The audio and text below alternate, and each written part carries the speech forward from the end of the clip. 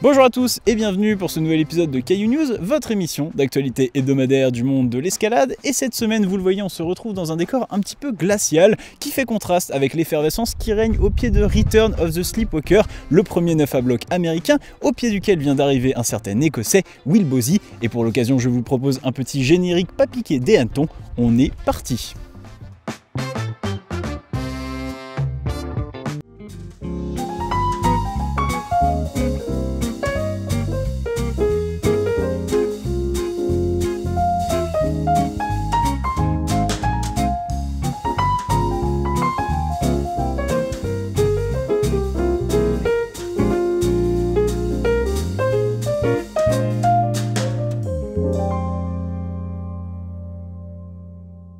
News numéro 1, et oui, bienvenue dans le deuxième épisode de votre feuilleton du mercredi, j'ai nommé la Sleepwalker Family. La semaine dernière, nous avons parlé des récents changements de méthode et ascension à répétition qui ont bouleversé Sleepwalker, le premier 8C+ américain en ce début d'année. Et bien cette semaine, préparez-vous à voir plus grand encore puisque nous allons parler du grand frère de ce dernier, Return of the Sleepwalker. Pour le petit historique, alors que Jimmy Webb libérait Sleepwalker en 2019, il était suivi quelques jours plus tard par son compatriote Daniel Woods, le premier 8C+ des États-Unis voyait alors le jour, mais les deux compères le savaient, la bataille n'était pas finie. En effet, la paroi du rocher, criblée de fissures, laissait imaginer un départ assis plus long de 7 mouvements, ajoutant un 8B de départ au 8C+ déjà existant. Jimmy et Daniel s'engageaient alors dans un nouveau travail collectif, mais également rival pour libérer le premier 9 à bloc américain. Et savez-vous ce qui fait la différence entre un excellent grimpeur et l'un des meilleurs grimpeurs au monde? Et oui, le manque de toute rationalité bien sûr, car si derrière Jimmy Webb, également accompagné par Sean Rabutu et Sean Bailey, abandonnait le processus,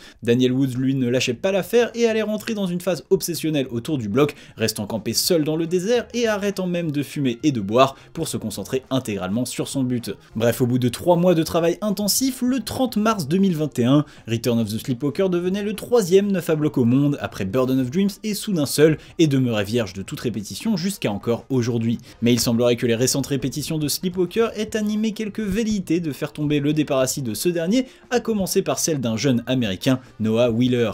Répétiteur de Sleepwalker au début du mois et acteur récurrent des croix de la semaine, Noah a donc débloqué son premier 8C+ en carrière après une progression assez logique à la vue de son palmarès. Il n'en fallait pas plus pour qu'il commence à s'essayer au départ assis, un travail de quelques sessions seulement et des progrès pourtant déjà fulgurants. Lors de sa 5e session sur le bloc, Noah réussira à accrocher le plat, avant-dernière prise du bloc depuis le départ assis, mais trop fatigué ne pourra relancer sur la dernière prise. Une tentative comme le bloc en aura rarement vu depuis sa libération. Malheureusement pour Noah, la suite devra attendre, le jeune américain déjà reparti, n'ayant pu prolonger son séjour plus longtemps et laissant la place à un autre protagoniste bien plus attendu, l'écossais Will Bozy. Car oui, après Alphan en 2022 et Burden of Dreams en 2023, Will Bozy, visiblement engagé dans son programme un 9 à par an pour vivre plus longtemps, vient de débarquer dans le Nevada avec un but clair, enchaîner Return of the Sleepwalker. Un objectif qui commençait évidemment par la répétition du départ debout, ce qu'aura rapidement entrepris l'écossais en mode rouleau compresseur, l'enchaînant lors du premier essai de sa 3e séance.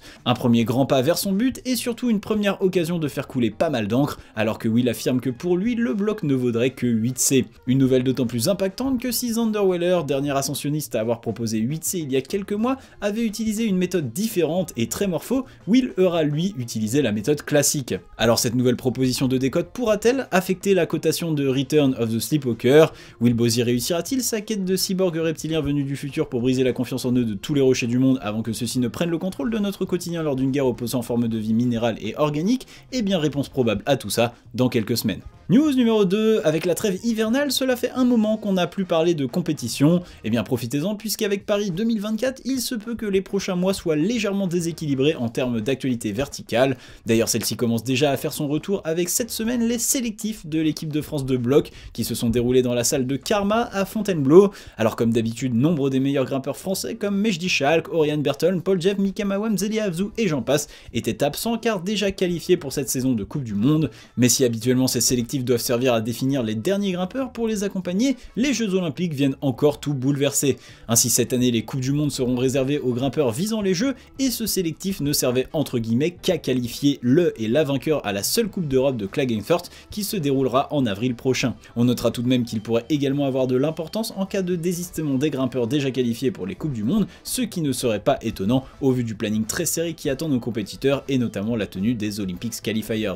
Une récompense moindre donc et même un format différent, puisque si les années précédentes le sélectif se déroulait en 2 manches, les compétiteurs n'avaient cette fois-ci qu'une seule chance sur un circuit de 5 blocs pour s'exprimer, ce qui n'aura pas empêché cette nouvelle version d'accoucher sur des résultats à sensation. Chez les hommes c'est le très jeune Samuel Richard, 16 ans qui l'emporte, alors qu'on parlait déjà de lui au printemps dernier pour son record de précocité en bloc extérieur. Sam avait également réalisé une saison compétitive très complète avec une 6ème place en championnat du monde jeune et essaiera maintenant de s'imposer en senior. Chez les femmes c'est Naïlé Maignan, 20 ans qui l'emporte à la surprise générale puisque la Chambérienne n'avait plus participé à une compétition officielle depuis plus de 2 ans et qui après une victoire au championnat du monde jeune 2021 essaiera tout comme Samuel de s'imposer en senior. News numéro 3, il y a 2 semaines, je vous ai parlé de la sortie vidéo de l'ascension de Grande Bianco, un 8C+/9A vu par Adam Ondra.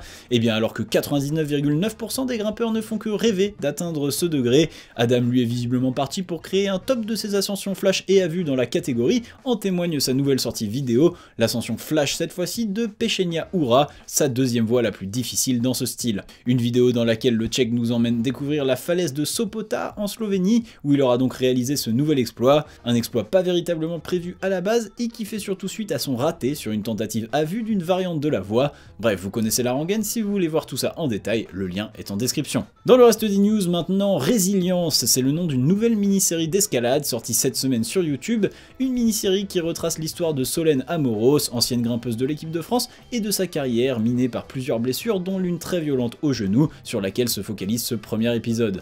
Un véritable combat silencieux que vous pourrez retrouver via le lien en description, alors enjoy. Toujours dans le reste des news, en toute fin d'année dernière, lors de la vidéo Rewind 2023, je vous ai parlé de la libération de la voie Excalibur 9B+, par Stefano Ghisolfi, une épopée terminée en début d'année dernière que les plus passionnés n'auront pas oublié. Et bien sachez que vous allez avoir l'occasion de la vivre à nouveau, puisque l'Italien vient de publier sur son compte Instagram un simple post annonçant la sortie très prochaine d'un film retraçant cette ascension, alors je vous laisse noter l'info et nous, on a déjà hâte de voir ça. Et on termine ce reste des news avec une information planning, la Fédération internationale d'escalade sportive, l'IFSC, a annoncé cette semaine que la première étape de Coupe du Monde qui devait avoir lieu à Shanghai allait être relocalisée à Kekiao.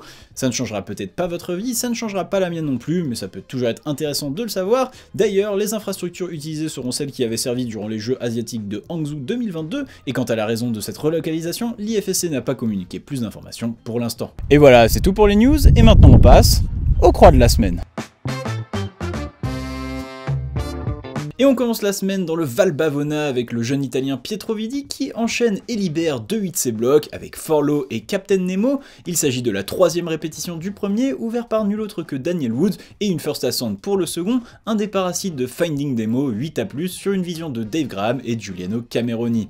Alors même s'il garde une réserve sur la cote de sa libération, on ne peut que saluer ce très bon début d'année de la part du grimpeur, qui projette maintenant une nouvelle variante du bloc avec une sortie par la gauche, affaire à suivre. Cap à l'ouest sur le site de Bishop en Californie avec Mio Nonaka qui enchaîne Buttermilk site 8B block. La grande habituée des podiums en Coupe du Monde s'est tournée vers le caillou entre 2 saisons sur résine, et le moins qu'on puisse dire c'est qu'elle n'est pas venue pour trier les lentilles. Une très bonne forme physique mais une peau qui a beaucoup souffert, et après quelques jours de repos et de doute, elle a pu finalement se rétablir au sommet du bloc, le cœur léger. On espère reparler d'elle très bientôt, ici dans une autre rubrique, et pourquoi pas pour se qualifier pour les Jeux Olympiques, et en attendant, chapeau Mio.